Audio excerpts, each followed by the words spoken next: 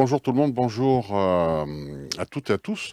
On va parler de l'éveil dans la pratique, de manière concrète et pragmatique, avec Aurélien Milot. Aurélien Milot, bonjour à toi. Bonjour Didier, bonjour tout le monde. Je suis très content de te retrouver. Bah, moi aussi, pareil, de la même manière. Donc, ce côté pragmatique, en fait, ça vient du fait que tu enseignes, tu as été enseignant. Et pour toi, ce qui compte, c'est toujours la même chose, c'est-à-dire de transmettre quelque chose qui n'est pas non plus barré, qui est pratique et utilisable tout de suite. Ça, c'est ce qui te caractérise, c'est ce que tu aimes bien faire. On le retrouve aussi dans tes écrits, hein. Dans tes écrits, même si tu pars dans la profondeur, c'est toujours une profondeur d'expérienceur, si j'oserais dire. Voilà, c'est du concret. C'est ça, en fait. Ouais, exactement, parce qu'en fait, si tu veux, et c'est toute la difficulté aussi de faire ces échanges, ces interviews, ces vidéos, parce qu'en fait, tu ne sais pas qui tu as derrière. Donc, pour essayer de toucher un très large éventail, un très large public, eh bien, forcément, il faut se répéter, utiliser différentes voix, différentes reformulations, différentes images, différents types de transmission, tout simplement, comme on l'a dans l'enseignement. Tu t'adresserais pas à des enfants de tel ou tel profil. Il y en a qui sont plus hémisphère droit, d'autres hémisphère gauche. Il y en a qui sont plus, tu vois, tactiles, qui sont plus. Bon, ça va être difficile de faire du tactile, hein, bien sûr, Oui, aujourd'hui, mais c'est vrai. J'entends bien. on aura Donc, bien compris. Même l'humour, il participe. oui, L'humour, il participe. On c'est peut vrai, c'est vrai. apprendre en s'amusant. Je pense même qu'il faut s'amuser et on apprend beaucoup mieux et c'est beaucoup plus enrichissant. Et a priori, tous les enseignements, quels qu'ils fussent, des grands mystiques, avaient toujours beaucoup d'humour.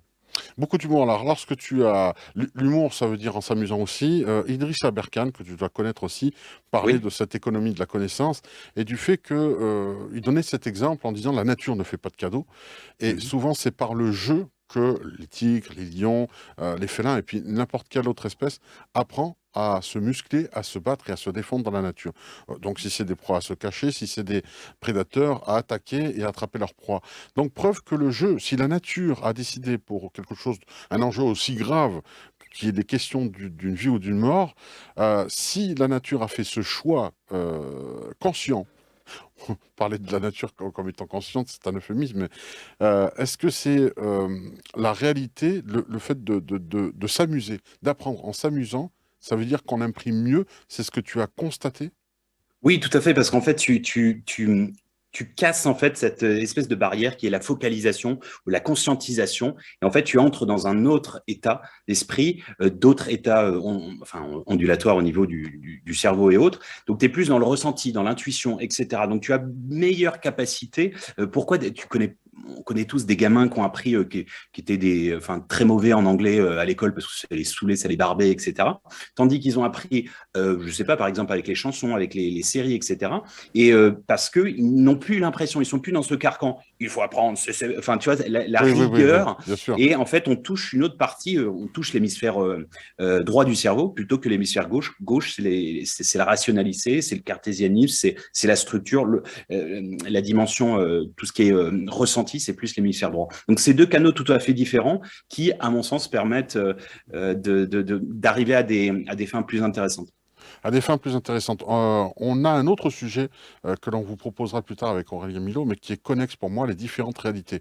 Parce que Mhm. puisqu'on parle de l'éveil, tu l'as dit tout à l'heure, c'est difficile de trouver, il y a toujours un socle, une base commune sur Oui. lequel on va donner des clés universelles, où on considère qu'au niveau de l'apprentissage, pour parler de l'éveil, hein, puisque c'est le thème de ce matin, de se dire, je vais apprendre ou je vais donner des clés de l'éveil. Attention, tu me l'as bien dit en début d'émission, ce n'est pas des trucs et astuces, vous n'allez pas apprendre à vous éveiller aujourd'hui, hein. Si ce n'est que de mettre votre réveil, vous allez vous réveiller, oui, hein, on est tous réveillés ce matin, mais voilà, c'est uniquement de voir comment vivre. C'est un peu comme les EMI, on se dit comment vivre après l'EMI. On a fait une Mm. émission à ce sujet avec Vanina. Bien là, c'est la même chose. On a l'impression que l'éveil, c'est vivre vraiment de manière parfaite, universelle, sans jamais blesser quelqu'un, Voilà. ne jamais se charger de karma. On a l'impression que même se fourrer les doigts dans le nez pour se curer le nez, c'est oula, j'ai fait du karma. Ouais, ou de manière provocatrice que les prophètes et autres n'allaient pas aux toilettes, tu vois, Oui, très voilà, simplement, ça, ou qui n'avaient pas d'humour. Non, mais en fait, on peut toujours varier dans. tout Et à ça, fait, en ouais. fait, ça te donne une image de statut inatteignable. Alors, je ne dis pas que tout le monde va devenir des prophètes, c'est pas ça. Mais en fait, il faut, à mon sens, respecter déjà une chose essentielle, c'est que l'éveil, c'est un processus, un cheminement sans fin. Il n'y a pas une médaille, un diplôme. Je me suis éveillé à telle heure, etc. Ah ouais. On peut avoir des états de conscience, des flashs, on va dire, Oui, des expansions, des à-coups. voilà, c'est ça, un peu comme des seuils. Mais cela étant, c'est infini. Donc c'est ça déjà qui est intéressant. Au-delà, bah, c'est comme si on parlait de l'amour, c'est-à-dire que bah, on n'a jamais été dans le cœur de quiconque jusqu'à présent. Donc on ne sait pas véritablement si ça palpite autant. Est-ce qu'une forme d'éveil, je dis bien une forme d'éveil pour un individu est la même pour d'autres? Peut-être pas. Et peut-être que plus il va avancer, plus il va se rendre compte que finalement, c'était pas aussi intense, etc., du même ordre que tu peux rencontrer une personne, tu es amoureux, tu penses que c'est la bonne, etc., elle te largue, puis après tu vas trouver une personne, ça va être encore plus fort, et ainsi de suite. Enfin, Oui, c'est peut-être je prendre un comprends. exemple. Ce qui relaye toutes les précédentes au rang d'amour de pacotille, alors que tu pensais sur le moment que c'était l'amour avec un grand A, et on en C'est était ça. loin. Donc c'est vrai que l'éveil n'a pas de fin. Ça, c'est assez commun. On l'entend souvent. Comme tu dis, on se réveille pas en se disant c'est bon, j'ai eu mon baccalauréat d'éveil. Ça marche pas du tout. Le bac à sable, oui. Mais le baccalauréat de l'éveil, c'est encore autre chose. L'éveil, les personnes veulent toutes être éveillées, pensent que justement c'est devenir sage, c'est devenir parfait. On voit que la perfectitude n'est pas de ce monde du tout. On peut le comprendre, hein.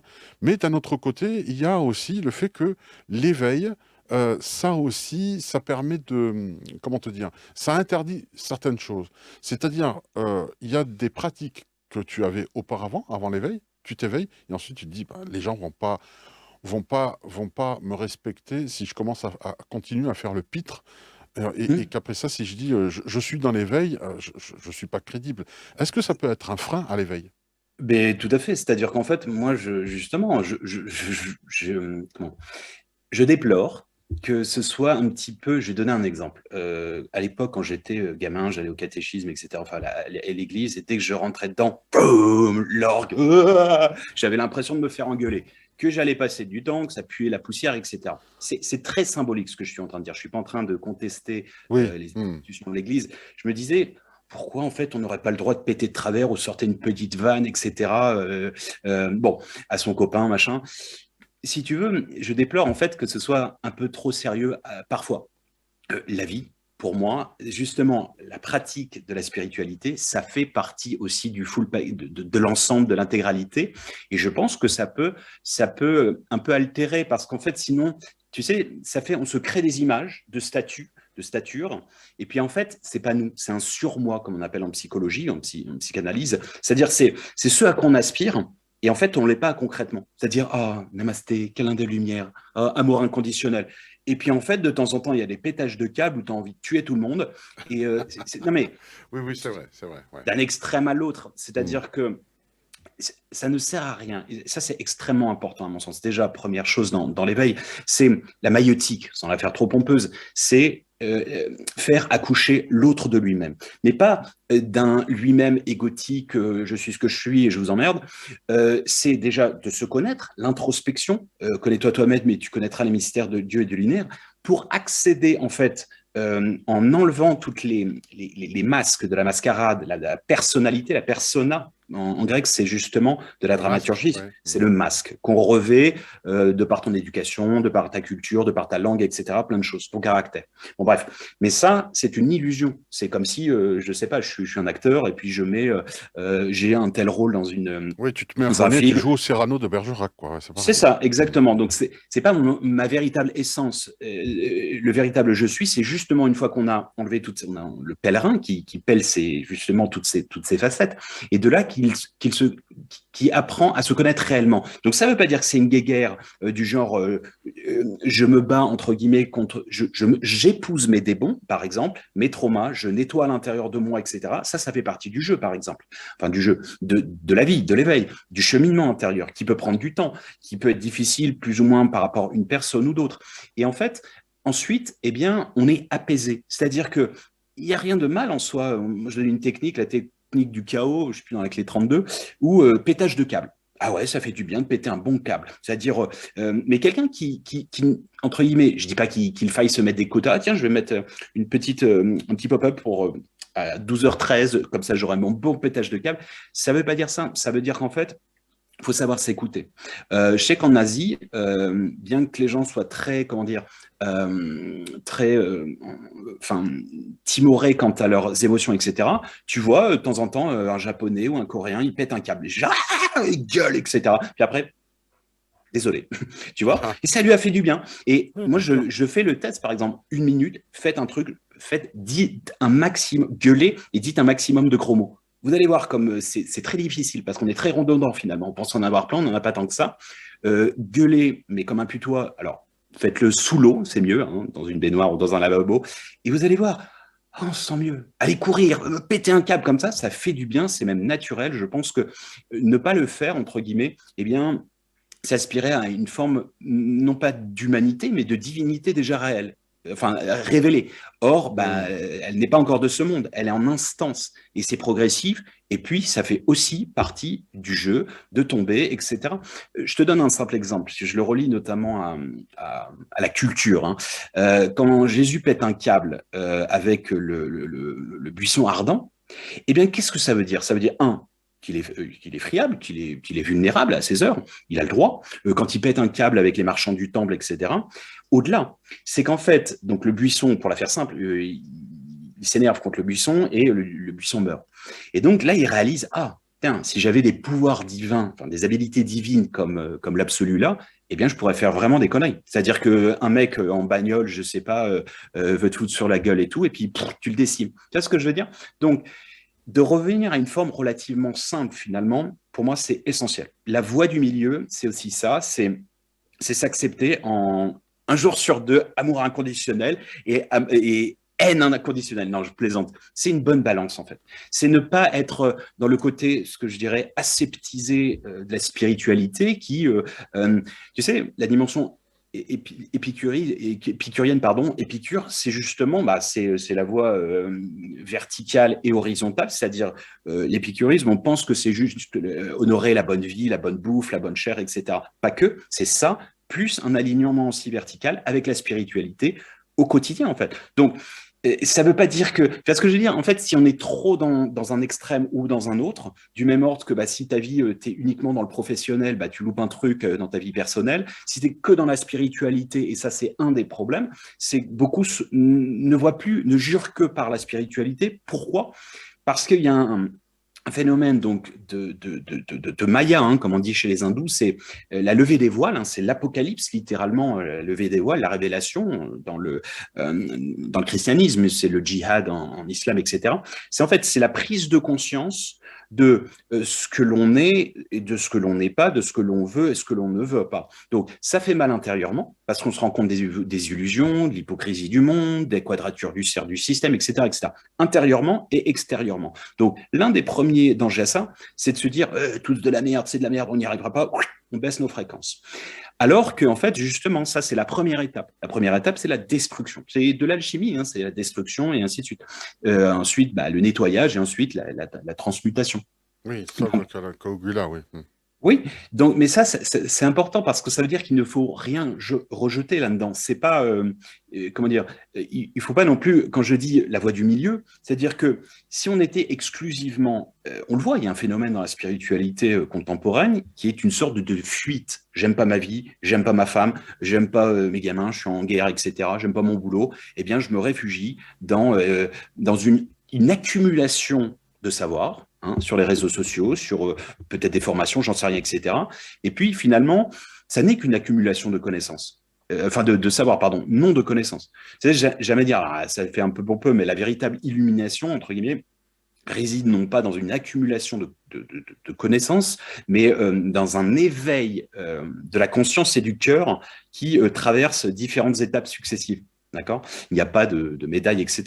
C'est important, ça, ces notions de palier. Et je te dis, de ne pas fuir, sinon c'est, tu vois, les quêtes absolues de trucs extraordinaires, sensationnels, sorties de corps, conscience altérée. Oui, Tintin, Tintin, Indiana Jones, Bah, quoi. Bah, en fait, c'est ce que Limite. j'appelle, oui, alors c'est bien le côté aventurier parce que c'est super excitant hein, dans la vie de voir des synchronicités, de voir les mystères qui se dévoilent à nous, etc. Mais n'être que dans cette quête exclusive, du genre, je te dis n'importe quoi. Je suis dans un truc, une lecture d'un bouquin, et puis mon gamin qui commence à marcher, il vient et je lui mets une grosse torgnole en disant vas-y, fais pas chier, là, je suis dans l'éveil, là. Tu vois, évidemment, on loupe un truc de la vie du carpe diem, des choses élémentaires. C'est-à-dire que ça marche. Est-ce que ça marche pas à pas, n'est pas justement la mienne par reliance, tu vois? C'est des métaphores peut-être encore plus subtiles du vivant que un peu comme des œillères, si tu es que dans ton délire, où tu te dis je veux, je veux. Et là, en fait, finalement, s'opère un truc qui est un autre frein, c'est l'ego spirituel. C'est-à-dire, en fait, tu es dans un cumul de savoir, j'insiste, et finalement, tu mets rien en pratique. Et donc, ça s'appelle comment? Ça s'appelle de la culture G. C'est bien beau, hein, en salon, machin, on connaît ça, le Tao, le tantrisme, etc. Super. Tu le mets en pratique? Ah bah non. Ah non, pourquoi faire?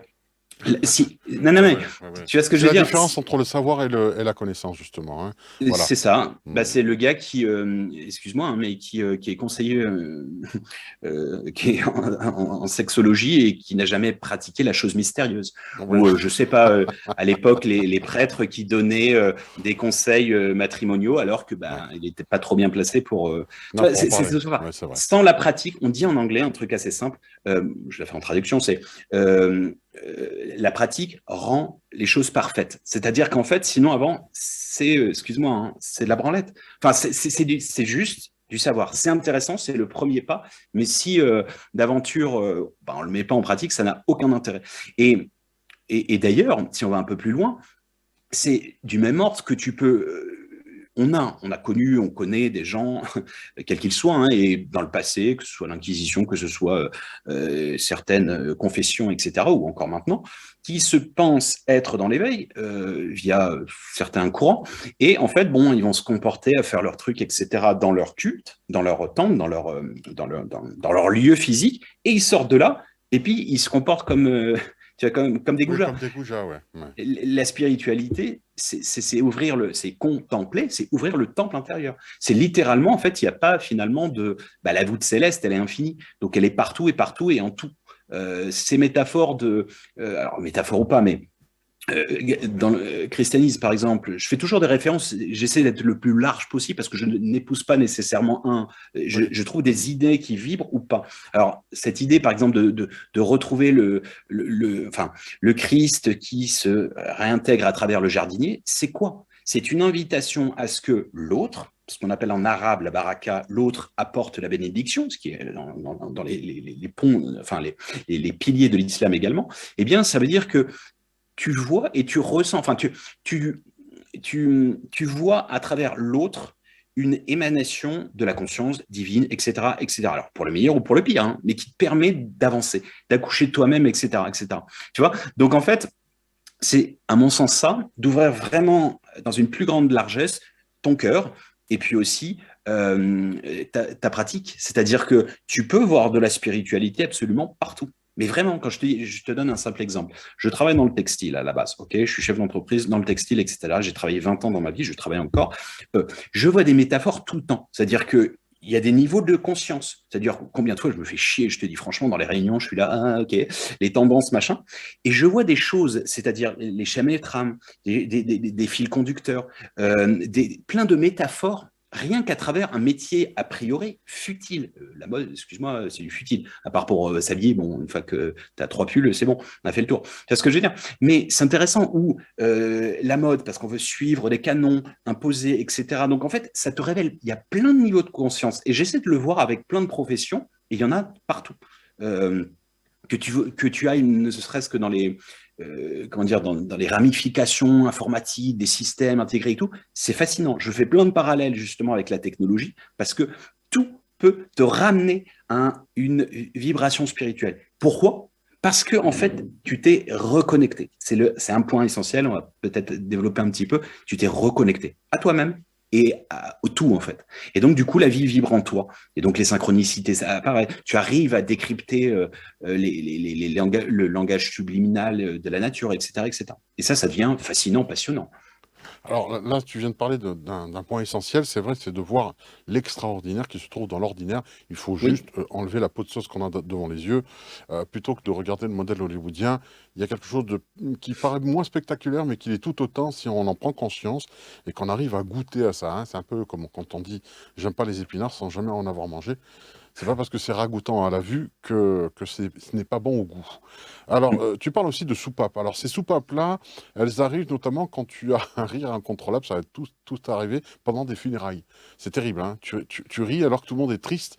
Là aussi, c'est pareil. Oula, lui, il n'est pas trop éveillé. Là, il se marre, alors tout le monde est en train de chialer. C'est l'exemple concret du jugement, si tu veux, de dire ce mec-là, il est con parce qu'il rigole alors qu'on devrait tous être tristes. Il y a une sorte de dictat comportemental qui est faussé par rapport, alors qu'en réalité, j'ai l'impression que les anges se font de la gueule et que peut-être les défunts de l'autre côté ne sont pas si tristes que ça.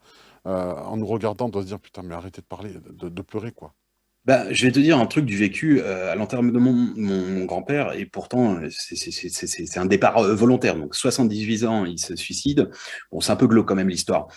Eh ben, faut quand même péter la glace dès le début. Je le restitue de manière romancée dans La mort trait d'union avec l'éternité. Je dis, bon, je vois le truc, hein, l'ambiance horrible. Je dis, bon, je vois pas le mal de larmes. Bah, ça fait du bien, tant mieux, parce que si ça avait été un gros con, Ouais, personne serait là à chialer. Alors ouais. tout le monde commence à se marrer un peu. Alors, pas la grosse barre, machin, mais tu vois, un petit truc. Et il m'a toujours dit, je veux qu'à mon enterrement, on s'amuse, on boive du bon vin et machin. Et à un moment, j'ai un flash, et bon, le discours a fait son effet, mais c'est pas moi qui l'écris, hein, j'explique bien. Et je vais au lavoir, donc pour laver son linge sale en famille, en quelque sorte, avec les villageois, c'est les paysans, hein, donc et je vois un truc, genre, et je sens vraiment une présence qui me dit, ça y est, on y est, tu es arrivé en fait. Et je voyais les gens qui racontaient des anecdotes de mon grand-père, qui était un bon vivant, qui était croyant, mais un bon vivant, etc. Et oui, à mon sens, c'est extrêmement important. C'est important, tu sais, et tu sais, depuis que je suis gamin, je vais te dire un truc, alors c'est peut-être amis psychiatres à vos crayons.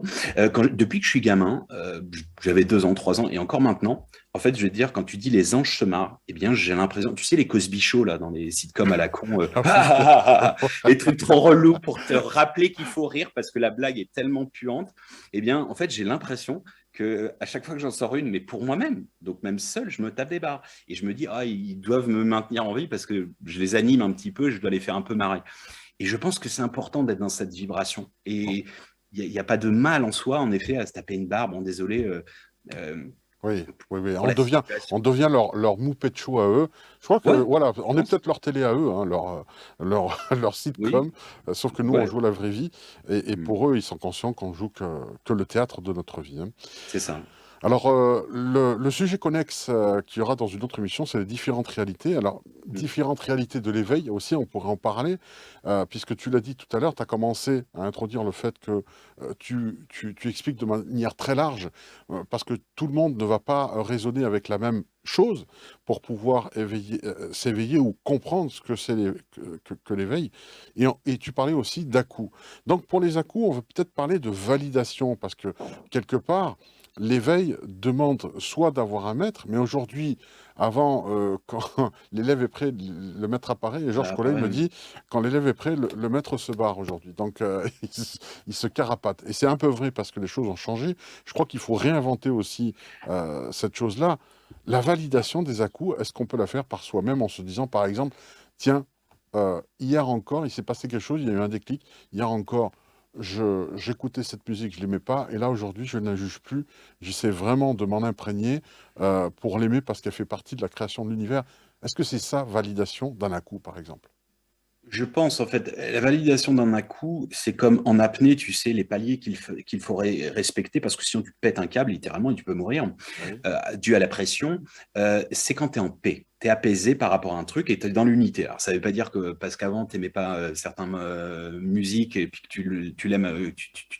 Non, mais au moins, tu es en paix. C'est-à-dire que, je ne sais pas si tu n'aimes pas le rap et que tu vois un truc un peu vénère, un peu revendique, enfin, Oui, qui, revendicateur ou autre. Oui, oui. revendicateur, et Mhm. tu te dis, bon, je peux comprendre par empathie ton point de vue, dans sa structure d'esprit, etc. Donc, oui, et surtout, si tu veux, À mon sens, j'ai créé cette appellation et que je mets partout, hein, que ce soit dans les cours de commerce ou dans mes enseignements plus spirituels. TIP, TIP, ça veut dire conseil en anglais, parce qu'à la base c'est en anglais, mais peu importe, le sigle est le même. TIP, ça veut dire quoi? Théorie, intuition, pratique. Théorie, parce que c'est quand même intéressant d'avoir du savoir. La pratique, comme on l'a dit tout à l'heure, sinon ça sert à que dalle, si tu l'as pas expérimenté toi-même. Et puis au centre, l'intuition. Parce que, à titre de métaphore, c'est comme si tu apprenais des recettes de cuisine par cœur. Ok, génial, super. Mais tu n'as jamais pratiqué. Donc, tu pratiques, tu te plantes un peu, tu ajustes, tu brûles, c'est passé, machin, ça devient bon, etc., succulent. Intuitif, ça veut dire qu'une fois fort de ces deux expériences, eh bien, tu vas commencer à te relier. Tu auras une reliance où, oui, tu commences à télécharger, une discussion, un enseignement s'opère à travers les mondes subtils. Alors, il n'y a pas d'ordre, c'est-à-dire qu'il y en a qui n'auront peut-être pas besoin de la théorie, que ça va tomber tout de suite. Après, il faut être quand même vigilant parce qu'il faut voir aussi ce qu'on peut canaliser ou télécharger parfois. On peut être hacké, etc., piraté, etc. Mais tu sais, les premiers enseignements, que ce soit notamment en Ayurveda, on dit qu'au départ, c'est le passage de maître à élève, mais on dit qu'il y aurait eu une période antérieure où c'était littéralement du téléchargement. Donc, si tu veux, il n'y a pas tous les chemins mènent à Rome et au Dôme, comme j'aime à le dire. Ça veut dire ça aussi. Ça veut dire qu'en fait, aujourd'hui, on est rendu à un truc qui vibre avec une personne parce que ça nous parle, etc. Ou non, pas du tout, etc. Il n'y a plus de. On est en train de casser toutes les structures au niveau de la spiritualité, on est en train de casser les structures au niveau système de tout type. Quand je dis casser, c'est une refonte. C'est une réinitialisation potentiellement lumineuse, mais aussi ténébreuse, ça dépend de ce qu'on veut. C'est l'heure du choix. On est en train de voir si la structure de l'existence, la bâtisse sociétale et autres, individuelle, est solide ou pas. Est-ce que c'est basé sur le roc ou c'est basé sur le sable? Et donc, aujourd'hui, c'est vrai que autant la tradition est importante, mais aussi les nouvelles formes, les nouvelles approches sont aussi intéressantes. Les approches non Oui, il conventionnelles, faut oser, etc. il faut oser se relever contre ces traditions un peu, quelquefois trop lourdes et qui Peut-être un encroutent les choses. peu, pour certains, peut-être un peu poussiéreuses. Hum. Peut-être que pour d'autres, elles sont très lumineuses, encore d'actualité. Pour d'autres, elles vont être poussiéreuses. Il y en a qui vont dire, ah bah non, mais moi, ça me parle Oui, pas du tout à tout. fait. Il y en a d'autres, ça va aller trop loin, c'est trop futuriste. Je sais qu'il y a des gens qui utilisent des machines aujourd'hui, qui vont se dire, non, mais attendez, on part où, dans quel délire, etc. Mais peut-être que ces machines vont fonctionner avec d'autres. En fait, ce qui est extraordinaire, c'est qu'il n'y a pas de recette miracle dans l'éveil, il n'y a que des adaptations miraculeuses. C'est comme dans la nutrition ayurvédique, tu n'as pas, tiens, il faut faire ceci, cela. Ça dépend de ton blood test, ton groupe sanguin, Oui. le moment de la journée, la saison, etc., etc. Donc, ça fait tellement de paramètres que je ne peux pas te dire, tiens, je te conseille ceci. Ah, l'ail, c'est bon pour toi. Ben non, peut-être que tu as une intolérance à l'ail, et ainsi de suite. Donc, en fait, c'est pareil pour l'éveil. C'est là où c'est intéressant, où là, on revient sur un point essentiel, c'est la connexion, c'est aussi sa guidance. Écouter son cœur, comment ça vibre avec une personne ou pas. Ça ne veut pas dire que c'est un connard parce que j'aime pas sa voix, j'aime pas ça. Parce que je voyais encore un commentaire dernièrement, j'aime pas, en plus, j'aime pas les hommes qui ont des couettes. Ah, ok, bon, écoute, qu'est-ce que je peux faire pour toi, monsieur? Oui, oui, Donc, ouais, d'accord. non, T'as c'était une pas. couette, donc t'es con, en fait. Hein, c'est ça? Ouais, mais c'était plutôt, non, c'était pas j'aime pas, c'est je comprends pas, et en plus, j'aime pas les mecs qui portent une couette. Bon, écoute, ça m'a fait marrer. Tu vois, c'est pas dramatique en soi, mais j'espère que Oui, quelqu'un donc d'autre s'il va aura en pas de Écosse, il va couette. dire j'aime pas les hommes qui portent des jupes alors. Peut-être, mais Ça va ça, être compliqué. mais encore une fois, c'est pas que j'ai envie que tout le monde m'aime, c'est intéressant de voir que il y a autant, comment dire, de méthodes, mais aussi de gens qui transmettent, mais des transmetteurs, il y en a partout. Il y en a partout, c'est juste qu'ils n'ont pas forcément, entre guillemets, le label. Il y a des enseignants de vie à chaque. Moi, je dis souvent, même à travers l'orphelinat, je dis, le professeur enfin, l'enseignant et l'élève créent ensemble l'enseignement. Plus Oui. j'y vais et plus ils m'apportent, en fait, dans leur regard, dans leur vécu, etc., etc. Donc, si tu veux, tout n'est qu'un échange. Donc, le côté ascendant, je suis un sachant, d'accord, et je vais te dire ce qu'est l'éveil. Je me suis éveillé. Bon, alors ça, pour moi, c'est rigolo, en fait. Là, on est dans Oui. une autre bascule de l'éveil, d'ego spirituel, pardon. Et non, il n'y a pas d'ascendant. Il y a pas. Je dis, quand tu disais, quand le maître épiré, l'élève apparaît, enfin, ou plutôt l'inverse, d'ailleurs, lapsus. Ouais. D'ailleurs, lapsus, tu vois, je l'ai pas. Bon, bah, je pense que c'est ambivalent, en fait. Oui, ben, c'est peut-être les changements justement qu'il faut Ouais. aujourd'hui instaurer, et peut-être pour changer, puisque j'ai vu une formation une fois, si tu veux, comment faire. Alors c'était marrant. Comment faire en sorte que l'équipe ne fonctionne pas ou quelque chose comme ça. Et le Hmm. début de l'introduction, ça m'a tiqué quand même de dire le mec il fait l'inverse des autres. Il dit bah oui, puisque finalement quand on essaie de souder les équipes, toutes les formations échouent. On va essayer comment séparer tout ça et peut-être que là ça va fonctionner. Et d'ailleurs ça fonctionne parce que c'était d'accepter les différenciations des autres. Voilà, c'était juste une petite parenthèse, mais de la même manière qu'un médium n'est pas systématiquement un passeur d'âme, quelqu'un dans le chemin de l'éveil peut inspirer, mais n'est pas forcément un éveilleur aussi. Hein. Voilà, il y a toutes ces combinaisons qui sont là. On est à mi-chemin de l'émission et j'en profite pour parler justement de ton site aurelienmilo.com sur lequel tu laisses en téléchargement libre et gratuit tous tes ouvrages, toutes les lectures que tu fais. On peut les trouver sur YouTube en livre audio pour certains, on peut les télécharger en PDF et tu les proposes aussi à prix coûtant en format papier pour ceux qui ont ce contact sensuel, on va dire, avec le livre et qui ne supportent pas forcément le numérique. Là aussi, c'est le non-jugement. On peut comprendre ça. Il y a des personnes qui ont besoin d'avoir ce côté tactile avec le papier que alors, c'est quelqu'un qui était une libraire qui est passionnée qui me disait un livre, ça doit vivre et c'est normal qu'il se corne avec le temps. Ça veut dire qu'il est lu. Et ça, j'ai bien aimé. Voilà, donc on va Beau. parler. Oui, je t'en prie. Non, je disais c'est beau, mais il y a un côté en effet sensuel, sans être Oui, c'est vrai. fétichiste. C'est vrai. Il y a un côté sensuel avec le bouquin. Je sais que c'est un peu has-been et que je suis de la vieille école, mais Ah non, pas du tout. pareil, C'est pas has-been j'adore. du tout. J'ai déménagé dernièrement, enfin à Bali, je suis en instance de déménagement parce que je suis encore en Oui, Turquie. Le seul truc, alors il y a des trucs qu'on a dégagés, on a donné machin, on a pu deux valises et demie. Eh bien, il y a un truc qu'il fallait pas toucher, c'était ma bibliothèque. Tu vois, ah ouais. ma Le bibliothèque, je me suis catalogue, dit, ah non, s'il te plaît, quand même pas ça. Mais sache une chose quand même très intéressante. Il y a un très bel ouvrage qui s'appelle, que j'invite, c'est l'un des plus beaux ouvrages que j'ai lus, qui s'appelle Soufi, mon amour. Ça dépeint en fait l'enseignement de Rumi par Cham de Tabriz, donc qui est l'homme de l'ombre qui enseigne l'homme de la lumière. Mais en fait, c'est pas un mauvais, c'est plutôt un mec qui est complètement anonyme et qui enseigne le Rumi qu'on connaît, le grand soufi, etc., qui a vécu à 200 bornes d'ici. Tout ça pour dire qu'à un moment, il arrive, il prend sa bibliothèque, dégage tout. Il fout tout à la flotte et personne ne comprend. Il dit, tout ça, ce n'était que du savoir. Maintenant, on va passer à quelque chose de opérationnel, etc. Et je trouve la métaphore belle. Bon, par contre, on peut faire les deux. Je les lis plus trop. Je veux quand même continuer à les toucher, s'il vous plaît. Oui, oui, oui. Oui, oui, c'est bien que les autres le fassent, mais soi-même, c'est un peu difficile. On peut Ouais, comprendre. voilà. Mais en même temps, c'est pas has-been, puisque tu vois, il y a le retour des cassettes aujourd'hui, en force, hein, et les vinyles Ah ouais. aussi. Donc, c'est pas si Oui. has-been que ça. Non, non, au contraire, je crois que cette virtualisation où tout est virtuel.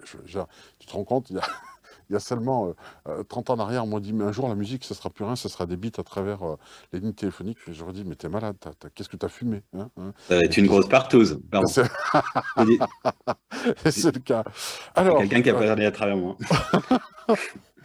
Alors, le fait de s'éveiller, quelquefois, la méthodologie n'est pas très claire, dans le sens où on ne sait pas comment prendre la banane, hein, la manger par les deux bouts, l'éplucher. D'ailleurs, il y a un truc qui est marrant, c'est que euh, les- ceux qui mangent les bananes ne l'épluchent pas de la même manière par le plus gros bout. Hein. C'est marrant, c'est par l'arrière, ce qu'on considère. Oui. C'est marrant qu'il... voilà, donc il y a une inversion des phases comme ça, et je pense qu'on peut toujours s'inspirer de ceux qui sont pour moi des gros consommateurs de bananes pour savoir comment l'éplucher correctement.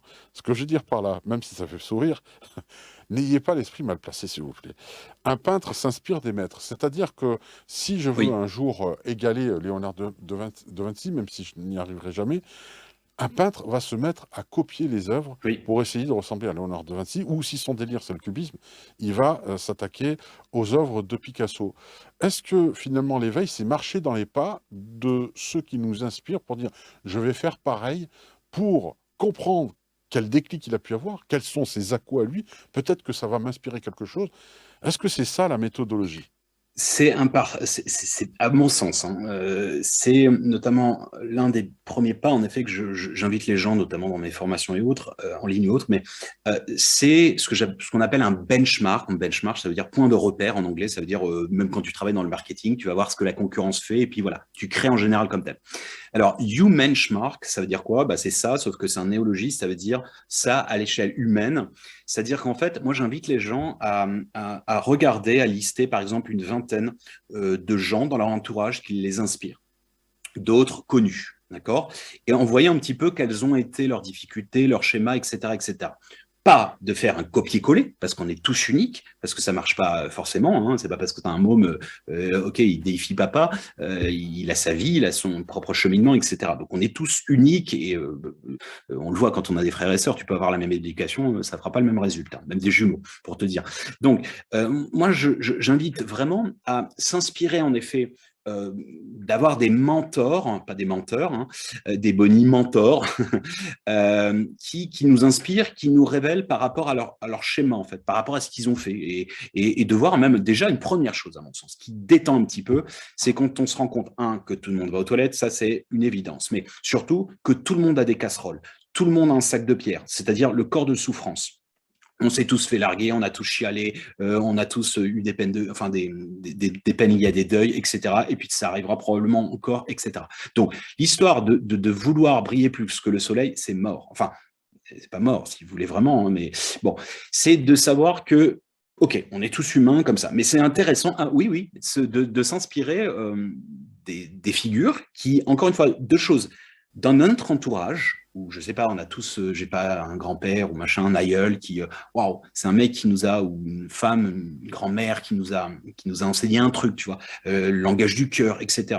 Et d'autres personnes qui sont plus connues. Et ça permet en effet de te mettre déjà dans une ambiance et puis te donner quelques clés. Mais après, c'est à toi de faire d'autres choses, d'orienter sur d'autres sphères aussi encore. Alors, on va peut-être donner un conseil qui est de bonne loi. Tu vois, on s'est même pas concerté là-dessus, mais je pense que tu seras d'accord avec moi. Mhm. Toujours ne pas voir de la même manière qu'on a pu, à un moment donné, stigmatiser l'image de Dieu ou du grand architecte de cet univers, qui, peu importe l'énergie ou autre qu'il a construit, mais tu sais, le vieux barbu, grande barbe blanche, cet archétype-là, on a souvent l'impression que les maîtres sont forcément plus âgés que nous. Et moi, Oui. j'ai eu en tout cas des enseignements venus d'animaux, hein, qui m'ont vraiment appris Mhm. l'amour, la patience, beaucoup de choses comme ça. Quand tu vois un chat devant un trou de souris, tu dis, mais qu'est-ce qu'il a? Enfin, tu tiendrais pas. Et déjà, il est dans cette contemplation de dire, quand il va sortir, je vais le niaquer. C'est forcé. Mais il y a aussi le fait qu'un enfant de 10 ans peut te donner juste, avec son regard neuf, et non pollué par toute cette mentalisation que tu fais de la structuration du monde, peut te donner juste une info, parce que lui va voir les choses simplement, et il y aura un déclic. Alors, je crois que c'est important de le rappeler, que tout un chacun peut devenir le maître ou l'élève de l'autre, à tout Oui. instant de vie. Je pense que c'est ça aussi. Tu parlais tout à l'heure, en début d'émission, de s'émerveiller d'un tas de choses, de trouver l'extraordinaire dans l'ordinaire. Je crois que l'enseignement, c'est pareil. Bah, en fait, figure-toi que ça, c'est pour moi, on pourrait résumer à quatre piliers, mais ça en fait partie d'élever ses vibrations du cœur et d'harmonie du bonheur. Un, ça fait partie, c'est quoi? C'est activer l'enfant intérieur en nous. C'est quoi? C'est la capacité à admirer la vie. Mais la vie, pas des trucs enfin, géniaux au quotidien. C'est mon gamin, je l'emmène le matin, il touche pour la première fois un sapin, ça pique un peu, il te regarde et il rigole comme ça. Et il s'éclate, il voit mais des trucs vraiment où en fait, Oui, banal, oui. Mm. ben, c'est banal parce que pour nous, en fait, on est trop dans la peinture. Donc, on voit plus, comme tu dis, tu fais venir un stagiaire dans ta société, il va te dire, mais pourquoi vous faites pas ça et tout. Et tu vas dire, tu vas tous regarder en disant, mais putain, Pourquoi il n'y a merde. pas pensé avant? Ouais, parce qu'en fait, tu es trop dedans. La Et tête dans le puis, donc, guidon. Mm. tu as des gueules dans le guidon, dans le tableau. Et en fait, du coup, en fait, ça, c'est super important. Et une des techniques que j'enseigne, en fait, c'est la technique du chaos. Tu imagines, en fait, de perdre des choses. Je te dis n'importe quoi. Euh, Rien que marcher, c'est hyper agréable. Ah bon? Oui, bah oui, parce que quand tu plus tes jambes, etc. Donc, tu peux te projeter toujours dans le pire. Tu vois, c'est comme l'archétype Oui, du pour mec. apprécier le meilleur, oui, tout à fait. Oui, c'est ça en fait. Donc, quand je fais des jeûnes, bon, là, tu vois, aujourd'hui, je jeûne, bah, comme d'habitude. Bon, je crève la dalle, d'accord? Ce soir, ouh là là, je sais déjà ce qu'on va manger. Ça va être jouissif. tu vois. Et si je mange d'aventure 3 fois par jour, eh bien, je n'ai plus ça. Tu vois, alors, je n'invite pas nécessairement les gens à jeûner tout le temps, mais c'est juste métaphorique. En fait, quand je vais donner une petite manière de voir les choses, ça, c'est une légende turque qui raconte un homme avait une vie moyenne. Il avait pas d'amis, il avait juste un âne. Et Dieu lui enlève son âne. Alors il chiale pendant 3 jours, etc. C'est la fin du monde. Il demande à Dieu, s'il te plaît, rends-moi mon âne. On lui rend son âne. Et là, il devient le plus heureux des hommes. Sa vie n'a pas changé. Il a juste perdu un temps, ce qu'il avait au quotidien dans sa routine. Ça, c'est très important. C'est, à mon sens, primordial, c'est-à-dire Bah, de il a rejouer. recouvré la vue, surtout. C'est ça. En fait, il a juste remis en lumière ce qu'il avait au quotidien dans sa routine. C'est-à-dire que c'est comme si, je ne sais pas, le veuf qui pleure sa femme et qui dit elle me faisait chier, mais j'aimerais bien qu'elle me fasse encore chier, tu vois. Et parce que finalement, elle ne me faisait pas tant chier que ça. Parce qu'il y avait plein de choses autour que j'aimais en elle, etc. Bon, bah, ça, c'est du vécu, tu vois. Donc, n'attendons pas de mourir pour mourir, mourrons avant de mourir. Ça, c'est un enseignement très puissant du soufisme. Ça veut dire quoi? Ça veut dire ça notamment. Ça veut dire casser la structure de l'ego, mais aussi réapprendre à s'émerveiller des petites choses au quotidien de la vie. Quand tu regardes, moi, quand je dis je suis fasciné de botanique, d'admirer la nature, tu regardes la structure d'une ruche, des abeilles, l'orchestration, les fourmis, etc. Mais tu te dis, mais waouh, c'est trop bien fait, quoi. Quand tu regardes un reportage animalier ou autre, oui, tu te dis tout est tout est initiatique, en fait. Tout est lié à ça, à cette notion de admirer le vivant, admirer la vie qui est en tout et partout. Donc ça en fait partie. Ça en fait partie. Mm. Admirer le vivant. Alors, on voit que admirer le vivant, c'est. J'aimerais donner peut-être quelque chose d'universel. Tu vas me dire si tu es d'accord, mais je dis toujours que pour pouvoir relativiser ce qui nous arrive, de bien comme de mal, hein, des fois quand on a un malheur, quand on a une perte, hein, tu en parles tout à l'heure, que dirait-on sur son lit de mort? C'est un peu ça. Voilà, je suis atteint d'une grave maladie, Oui. je Mm. suis sous perfusion, on m'annonce, il y a un pronostic, j'ai quelques jours qui me restent à vivre. Est-ce que là, je demanderai le dernier PC technologiquement avec le processeur Intel X, je sais pas quoi, ou je voudrais la dernière console. Je crois que tout ça, j'en aurais plus rien à foutre. Et Mm. est-ce que atteindre cet état de sagesse instantanée, ça serait pas à chaque fois de se rappeler à ça, de dire, est-ce que ce que je veux là, de manière viscérale, de manière impérieuse, est-ce que c'est important, est-ce que ça serait important si il me restait 1 heure à vivre? Est-ce qu'il ne faudrait pas se renseigner? Certaines personnes, c'est là où toi tu es enseignant, moi je suis qu'intervieweur, je suis désolé, mais de dire oui, mais c'est pas vrai, mais c'est morbide quand même de faire ça, on cultive la faim alors qu'elle n'est pas là. Bon, qu'est-ce Non, que tu en penses? je vais te dire un truc, ça fait partie de mes enseignements. Théoriquement, comment fonctionne dans la médecine un vaccin? Tu t'injectes un petit peu du venin, d'accord? Donc, Mhm. je m'immunise par la plus grande peur que j'avais quand j'étais enfant de la mort des autres, etc. Je me lève, je vois un volcan, je peux avoir un tsunami qui me décime chaque jour quand je suis à Bali, mais aussi ici en Turquie. Bon, je ne déifie pas la mort, je l'embrasse. C'est-à-dire qu'en fait, je me dis que oui, chaque jour pourrait être le dernier. Donc, je ne me prends pas la tête sur des considérations du futur, etc., etc. Alors, je fais des choses, des projets, évidemment, je suis pas, Bien sûr. mais à mon sens, c'est extrêmement important de capitaliser, de visualiser ce qu'on a au quotidien. Et au fait, le pouvoir de l'instant présent, superbe ouvrage d'Eckhart Tolle, mais qui est la pleine conscience, c'est l'enseignement du Oui. Bouddha, ça a 2500 ans, c'est vieux comme le monde. Eh bien, ce n'est que d'être absorbé dans ton moment à chaque seconde. C'est-à-dire que bah, le présent, le passé, non, le passé n'existe plus. Donc tu peux ruminer sans cesse, elle m'a trompé, elle s'est barrée, il est mort, etc. Ou tu repenses aux bons souvenirs, pourquoi pas. Et le futur, il n'est pas encore là. Pourquoi je stresserais pour demain, ma réunion, etc. Le matin, quand tu sais, quand tu te lèves et puis la gueule comme ça en vrac, et puis tu dis, oh putain, tu appuies sur le truc, et le réveil, et tu te dis, bon, je me donne encore 7 minutes, ok? Et puis ça va ressonner. Donc tu te rendors, tu sais que ça va être encore pire, mais tu n'as rien à foutre. Parce que dans 7 minutes, c'est dans 4 vies, tu vois. Donc, eh bien, en fait, apprécier la vie comme telle, vraiment dans cette profonde essence d'accepter la présence, c'est être présent à chaque seconde, eh bien, ça révèle des choses incroyables. Et oui, le fait d'être conscient qu'on peut tout perdre de demain, je vais te dire un truc un peu glauque. Il y a 2 semaines, je suis en voiture, j'ai un putain de flash, je suis en taxi, et je vois ma compagne qui est comme ça, ensanglantée, et j'essaie de la réveiller, machin, comme si elle était décédée. Je n'ai reparlé pendant une semaine, j'en ai chialé et tout à ma belle-mère. Et en fait, toute la semaine, et pendant 2 semaines, je n'ai pas eu de cesse Et je lui ai dit, peut-être que c'était pour être encore plus gentil. Elle me dit, mais tu es déjà très gentil. Et en fait, j'avais envie d'encore plus. Tu vois, c'est pas un truc, c'est pas une vision, elle va mourir. C'est un truc. euh, C'est Tu vois ce que je veux dire? une piqûre de rappel, tu penses. Ouais. C'est ça. C'est un truc qui t'immunise, pas qui t'immunise. Tu es indifférent. Au contraire, je n'ai pas envie. Moi, j'aurais dit, je t'aime à tout le monde et je n'ai rien. J'ai pas de. C'est pour ça que je peux partir. En fait, c'est comme si j'avais rangé ma chambre avant de partir en vacances. Je sais que je suis pas parfait, j'ai fait de la merde, etc., comme tout le monde, mais j'ai essayé de demander pardon et surtout, j'ai dit je t'aime à tous ceux que, même en me prenant des vents, hein. Bon, bah, il y a des gens qui n'ont pas cette culture, même dans ma famille, ils savent pas dire je t'aime, bah, c'est pas grave. Au moins, je leur aurais dit. Et puis eux aussi, ils le disent différemment. Tu vois. Mais en fait, vraiment, à mon sens, ce qui est important, et ça, c'est beaucoup relaté dans la mort trait d'union avec l'éternité, le vieux, il a 99 ans, ok, et son petit-fils le pousse pour atteindre 100 ans. Il dit non, non, mais je m'en fous en fait du record. Moi, je veux juste me mettre, ok, dans mon lit. Et en fait, je suis apaisé parce que j'ai tout nettoyé. Et en fait, c'est comme tu as fait une journée, tu sais, limite, tu t'es levé à 5 du mat, tu as fait plein de trucs et tout, tu te sens vraiment, c'est consistant ce que tu as fait, tu es content de toi, tu vas au lit, tu as fait un peu même la fête et tout. Et tu dis, ah, je suis content que, genre, tes invités, t'as envie qu'ils se barrent tellement, t'es fatigué, t'en peux plus, tu vois. Et tu vas au lit et tu dis, ah, merci. Et là, tu revois toutes les scènes, tu dis merci pour ceci, merci pour cela, ou j'aurais pu mieux faire. Je pense qu'au soir de sa vie, c'est un peu ça l'invitation.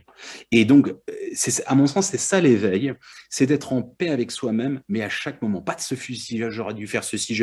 Eh bien, nous sommes dans le présent. Eh bien, tu peux nettoyer en agissant aujourd'hui pour nettoyer le passé, pour avoir éventuellement épousé un meilleur, enfin, avoir un tremplin sur un meilleur futur. Ma petite vision. Non, non, mais ta vision, je pense, est intéressante, en tout cas, à explorer, à exploiter. Par rapport au fait, alors moi, je me souviens de mon père, je lui demandais qu'est-ce que c'est que l'enfer ou le paradis. Il m'a dit, les deux n'existent pas. Pour moi, enfin, selon lui, l'enfer, c'est lorsque au sort de ta vie, tu vas pour mourir et il y a quelque chose d'inachevé dans ta vie. Tu es encore en souci par rapport à un de tes enfants qui n'a pas encore, que tu n'as pas amené au bout, donc tu pars un peu trop tôt. Ça, c'est l'enfer. Parce que tu risques de partir avec le cœur en peine. Et le paradis, c'est justement, au contraire, cette introspection dont tu parles tant, sur le fait, tu as tout nettoyé. Hein, ce fameux vieillard de 99 ans qui se fout du record, qui dit, moi, je veux juste Mm. m'apaiser. Euh, Est-ce que finalement l'introspection doit commencer dès le plus jeune âge et comment Oui. inviter les plus jeunes qui se foutent totalement au début, et c'est tout à fait normal, à être dans cette introspection, sachant qu'ils ont peu de vécu. Ouais, et ben figure-toi que ça, c'est aussi ce que je transmets. Et j'attends que mon gamin parle pour l'inviter à le faire, mais s'il n'a pas envie de le faire, il ne le fera pas. Avoir un petit journal intime, c'est-à-dire, mais pas besoin nécessairement. Tu peux me récapituler ce que tu as fait de manière achronologique depuis ce soir depuis le matin. Alors, ça prend 5 minutes, et tu vois les grands points, et tu remercies, entre guillemets, ce qui a été bien agréable dans ta vie. Alors, tu parles à un gamin, tu l'adaptes évidemment. Et en fait, tu vois là où, je sais pas, t'as volé le petit goûter, ou t'as mis un coup de poing, un coup de pied, ou t'as tiré les cheveux à une gamine, etc. Bon, ça, c'est pas bien, tu le sais. Donc, tu te demandes pardon, à la fille, à Dieu, peu importe si le gamin y croit ou j'en sais rien, à l'univers.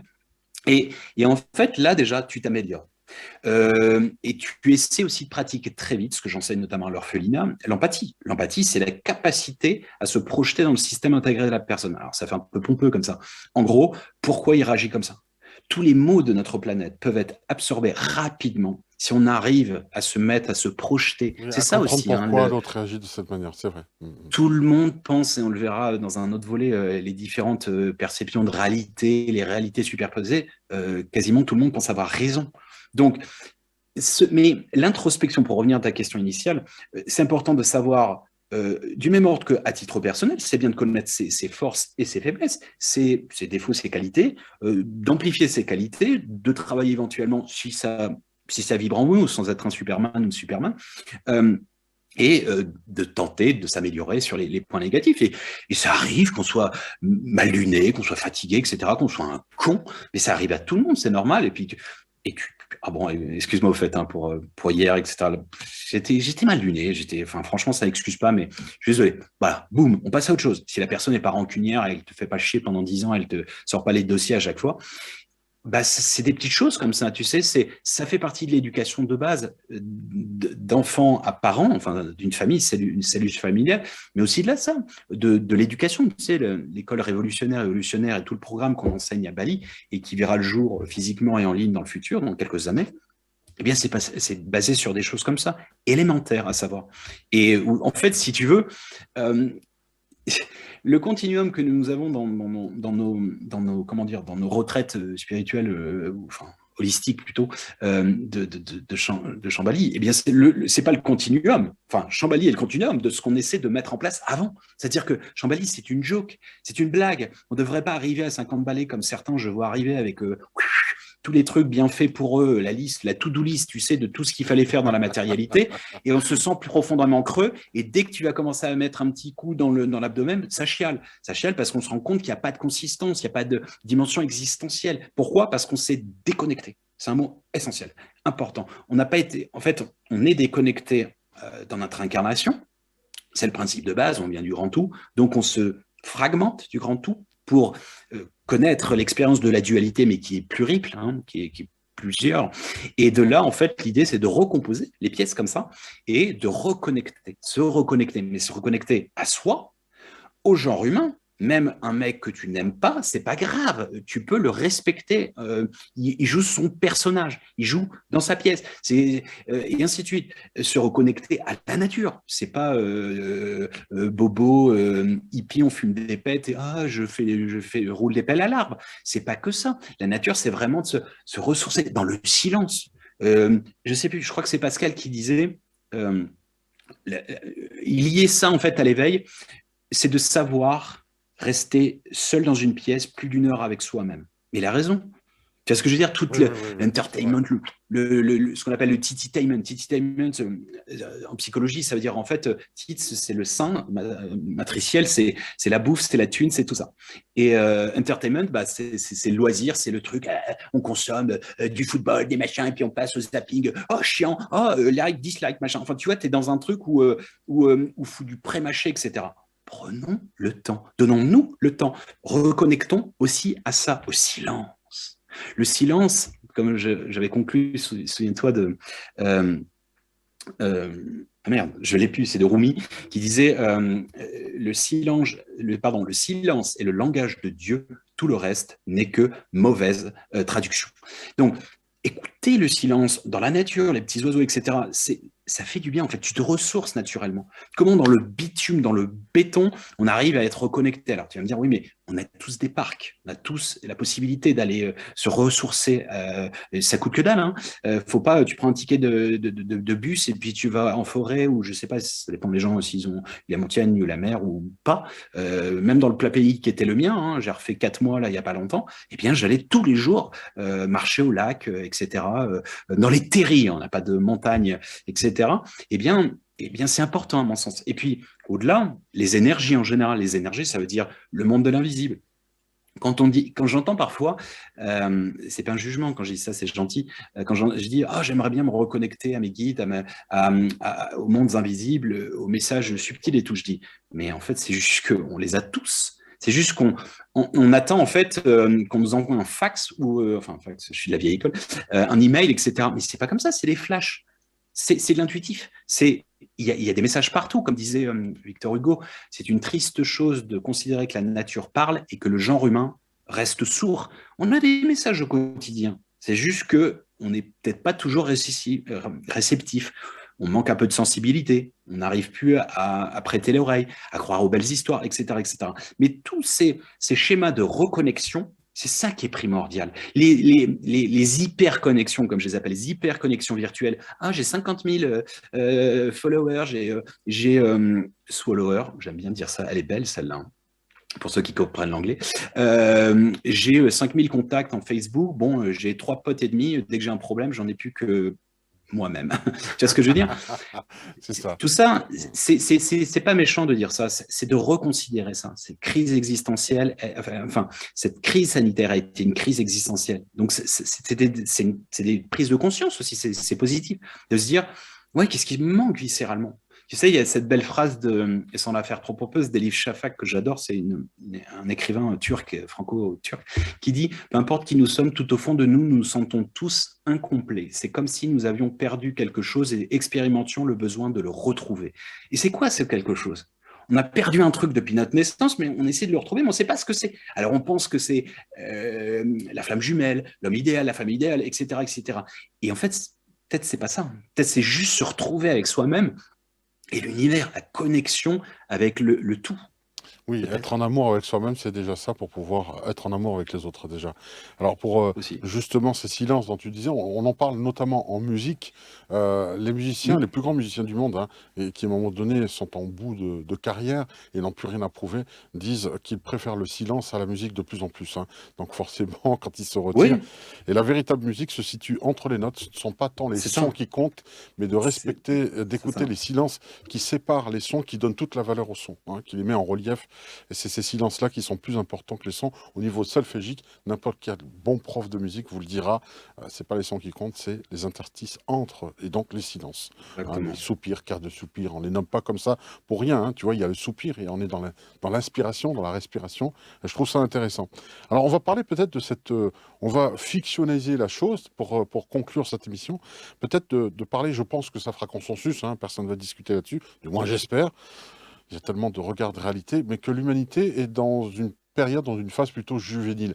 Ça se saurait s'il y avait une majorité d'éveillés, je crois, hein. Bon, voilà. Donc, si on considère, si on part sur ce postulat que l'humanité est juvénile, euh, dans combien de temps tu vois, à un moment donné, combien d'années, de siècles ou de millénaires d'éveil faudrait-il, de génération à l'humanité, pour atteindre la trentaine et pas la crise d'adolescence qu'on a actuellement et atteindre cette fameuse âge de raison, pour ne pas paraphraser le journal de Bridget Jones, mais quand bien même l'humanité pourrait s'éveiller de concert à un moment donné, est-ce que tu penses que cette utopie est possible ou restera-t-elle utopiste?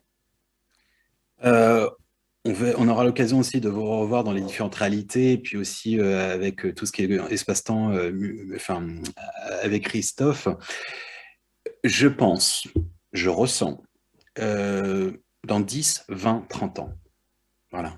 Et je pense profondément que d'ici, mais j'aime pas donner des dates parce que ça biaise le chose. Du coup, ah Oui, bah oui, c'est oui. bon alors, vas-y, Jackie, tu me remets une tournée, vas-y, roule 12 pètes Allez, une là. pète de Et bière, puis, là. ouais, c'est ça. Parce que je veux dire, en fait, c'est le fait de figer, je pense qu'il y a des destins, une coexistence de réalité. Donc, mais dans celle que je vibre, pardon, lapsus, et que j'aspire à vivre, je pense qu'il va y avoir d'ici 10 ans une énorme progression, et je pense que le boulot peut être fini quasiment d'ici 2050. Donc, Mais vraiment. il peut y avoir des à-coups intéressants Oui, dans les prochaines décennies. mais regarde, juste un truc, fais un constat assez simple. En Ouais. l'espace de 2 ans, regarde le Ah oui, boulot oui, oui. Ah oui, qui oui. a été, tu vois ce que je veux dire, avec justement cette crise existentielle, crise sanitaire, etc. Le nombre de prises de conscience. Alors, à plein qui ont basculé dans le pas content et on défonce tout, et machin, et le monde part en sucette, etc. Certes, mais chacun joue sa partie. Chacun joue son rôle aussi. Chacun met en relief ce que l'on veut voir. Ok. Donc, je pense que c'est à la fin, enfin dans la vision comme du plan divin, tout ça c'est voulu entre guillemets. C'est nécessaire plutôt que voulu, nécessaire. On le coopte, d'accord. Donc je pense en effet que c'est pas un truc. Ce sera dans 200 ans, etc. De ma vie d'homme, je le verrai, mon gamin également, etc. Merci en tout Inch'Allah. cas. Oui, oui, oui, comme tu dis, c'est vrai. Ah ben, j'espère que vous avez vous allez vous aussi vous inspirer de tout ce qu'on a dit aujourd'hui et que vous avez eu plaisir à écouter cette émission autant qu'on a eu à la réaliser ensemble avec Aurélien pour justement être dans l'éveil. Et si vous voulez faire partie du wagon dans les prochaines décennies, bah, c'est le moment de s'engager maintenant. Et preuve, et ça c'est très important, je retiendrai ça si je devais retenir qu'une seule chose, c'est que c'est possible de mener à l'éveil un enfant, même quand il vient à peine de parler, c'est possible de l'émerveiller et de le faire goûter, à lui apprendre à tout apprécier. Et ça, je crois que c'est important. Merci à toi, Aurélien, et on se retrouve pour une autre Merci émission. Didier, Au merci à revoir. tout. Bye bye.